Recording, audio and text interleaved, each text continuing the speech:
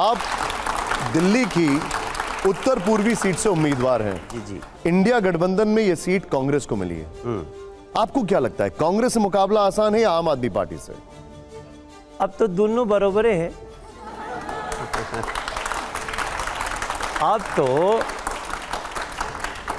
देखिए, आम आदमी पार्टी के हमारे क्षेत्र में 7 विधायक हैं और जिसके 10 में 7 विधायक हों वो चुनाव लड़ने से भाग जाए, अब उसकी बची क्या है?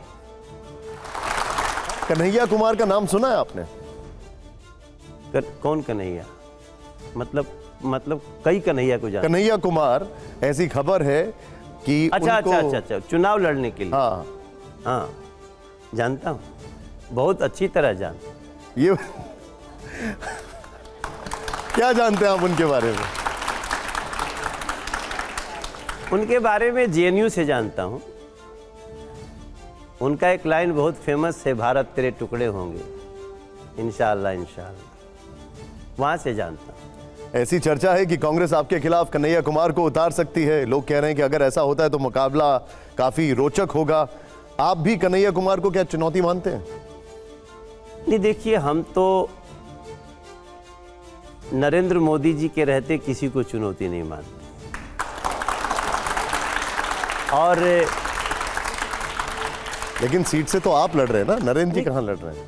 नहीं, हम भी लड़ रहे हैं, नरेंद्र मोदी जी भी लड़ रहे हैं। नरेंद्र मोदी जी तो 543 सीटों से लड़ रहे हैं। अगर किसी को ये भ्रम होगा या भ्रम डालने की कोशिश करे तो उसका भ्रम दूर हो जाना चाहिए कि देश का प्रधानमंत्री कौन होगा, इसका चुनाव है और जिसके पक्ष में 272 से ज़्यादा सीट होगी वो प्रधानमंत्री बनेगा। हमारे प्रधानमंत्री के उम्मीदवार नरेंद्र मोदी जी हैं, इसलिए वो 543 जगह चुनाव लड़ रहे हैं। एनडीए होगी कहीं ना कहीं। आप जो बात कर रहे हैं वही बात खड़गे जी कह रहे हैं, कांग्रेस कह रही है कि वहां पर तो अगर मोदी जी को हटा दें तो बीजेपी के सांसद चुनाव नहीं जीत सकते। तो हटाएंगे क्यों? वो तो यही चाहते हैं भाई। अगर उनका हिम्मत है तो राहुल गांधी को प्रधानमंत्री घोषित कर दें, वो भी 543 पे हो जाएंगे। हिम्मत तो दिखाओ। ठीक है, साहस है तो बताओ। ठीक है, हमारे एडिटर्स हैं राजेश जी। मनोज जी, अभी उन्होंने सवाल पूछा कि आपने ऐसा हाई कमान, आला कमान पे क्या जादू किया कि 7 में से 6 सीटें जो है वो टिकट कट गए, आपका टिकट बच गया। अब इस पैटर्न पर आप थोड़ा सा कमेंट कीजिए जी कि जिन्होंने नारा दिया गोली मारो, जिन्होंने कहा कि गोडसे राष्ट्रभक्त हैं, जिन्होंने पार्लियामेंट के अंदर एक मुस्लिम सांसद को उल्टी सीधी बातें कही, उन सब का टिकट काट दिया गया है। क्या ये कोई पैटर्न दर्शाता है? आपका जो पर्सोना है, आपकी जो छवि है, आप अच्छे गाने गाते हैं, मुस्कुरा के लोगों से मिलते हैं, तो ये अब क्या बीजेपी में पैटर्न बदल रहा है कि एग्रेशन को कम किया जा रहा है और सबको साथ लेके चलने वाले को ज्यादा तरजीह दी जा रही है? अब देखिए, इसका जवाब तो हम नहीं दे सकते। आप ही से तो चाहिए जवाब। नहीं, हम लोग तो अपना काम करने में विश्वास रखते हैं और हम ये मानते हैं कि हमें अच्छा व्यवहार करना चाहिए। हम ये मानते हैं कि अगर हमारा प्रधानमंत्री का नारा है कि सबका साथ सबका विकास, तो हमें उसको अपने व्यवहार से फॉलो करना चाहिए। मनोज जी, 2014 में 7 सीटें भारतीय जनता पार्टी ने जीती, 2019 में जीती। वो पूरी संभावना है कि 2024 में भी भारतीय जनता पार्टी 7 सीट जीतेगी, आम आदमी पार्टी और कांग्रेस के मिलने के बाद भी। लेकिन ऐसा क्यों होता है कि विधानसभा में जब वोटिंग की बात आती है तो जनता पूरी एक तरफ केजरीवाल के पास चली जाती है, एमसीडी की वोटिंग होती है तो केजरीवाल के पास चली जाती है। दिल्ली का जो संगठन है भारतीय जनता पार्टी का, आप तो राष्ट्रीय अध्यक्ष प्रदेश अध्यक्ष रहे दिल्ली के, आपके समय संगठन बहुत ज़्यादा एक्टिव था। उसके बाद संगठन जमीनी स्तर पर वो मैसेज क्यों नहीं दे पा रहा? प्रधानमंत्री मोदी का इतना काम है, लेकिन दिल्ली के अंदर वो मैसेज करने क्यों नहीं हो पा रहा है? कहाँ कमजोरी लग रही है आपको? देखिए, आप जो बातें कह रहे हैं ना, वो पीछे 10 साल की कहानी है। ऐसा नहीं कि 1993 से ऐसा ही होता आ रहा है। यहाँ पे ऐसा भी था कि केंद्र में कांग्रेस की सरकार थी और राज्य में भी कांग्रेस की सरकार थी। दोनों होने के बाद भी वो लोग दिल्ली को क्या दिए हैं, आज चल के देख लीजिए क्या हो रहा है।